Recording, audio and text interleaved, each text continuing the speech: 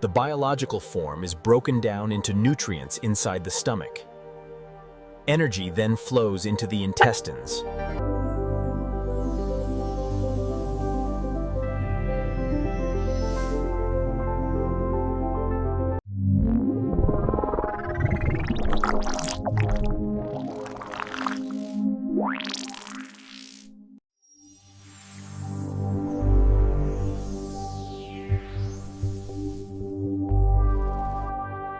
This visualization demonstrates how the energy from the food chain is absorbed and circulated, fueling the body's systems.